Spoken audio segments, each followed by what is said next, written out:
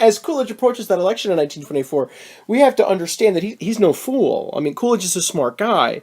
He realizes that return of laissez-faire has been really well received by Americans. I mean, look at the unemployment rate in the 1920s. Here it is, as we were approaching the actual presidential election in 1920, and wham, that unemployment rate is up, up, up, up, up, up, up, and people are upset, people are angry. Remember all that anger we talked about, the wage growth, the inflation, all that anger at the end of World War I, as we approach 1919 and 1920. But then, woof, the unemployment rate totally drops, and people say, dude, that's laissez-faire. Laissez-faire made that happen for us. We need to continue to support that.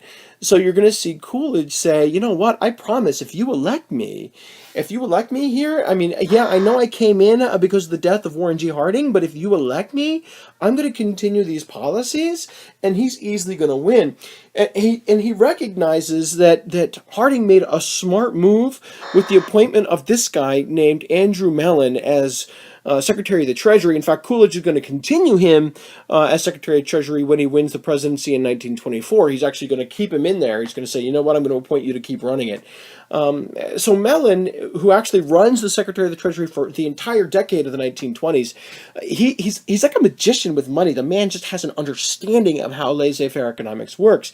He's able to make millions and millions of dollars on his own, and he's going to put that acumen, that brilliance, mind, that making money, that talent making money to the country. And he's going to say, dude, we're going to use something called supply-side economics in the 1920s to continue to make this economy boom, to keep this unemployment rate low. And Coolidge is going to really benefit from this concept of supply-side economics. It's going to work really well for him throughout his term of 1924 up to about 1928. And even then, after he's reelected, you're going to see another politician named Herbert Hoover say he's going to continue to use supply-side economics if you elect him as the 1920s close out and into 1929. So here's what that's going to look like. I just want to help you understand supply-side economics a little bit more so you know what Andrew Mellon was selling to the American people. Here's how it works. Okay, so we know that Americans all have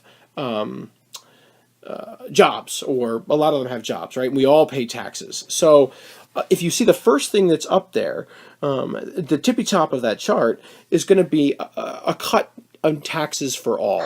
Now, this is really important because what this does is it says, you know what, if we cut taxes for all, everybody's going to have more money to spend. There's more money in our pockets. So let's pretend that we all have more money in our pockets right now, but we're all going to go out, we're going to spend that money because we have more money in our pockets. We know Americans don't like to save. So we're going to spend that money, and when we do spend that money, that means the companies that we spend it on are going to make more profit. That's great, because when those companies make more profit, they can afford to hire more workers, and that unemployment rate, which we had seen people worried about, well, that unemployment rate can continue to drop, or at least stay really low.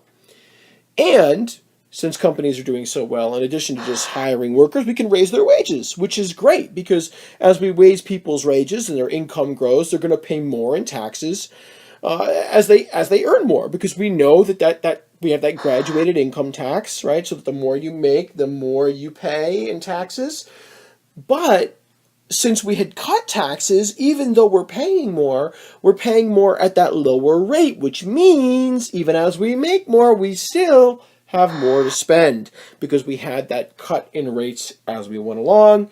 Companies are going to make more profit. People can get paid more. We can hire more workers. We're going to pay more as we make more money from that graduated income tax. But since we're still paying more at that lower rate, because the first thing we did was cut taxes for all, we're still going to have more money to spend. And this cycle works really, really well. Laissez-faire economics / in this case, supply-side economics works really, really, really well as long as companies continue to hire workers and pay us more wages. If they do that, boom, man, the economy is going to go around and around and around and around, and everyone's going to continue to make more money, and everyone's going to be happy. That's the idea, and that's the idea that Andrew Mellon puts into play.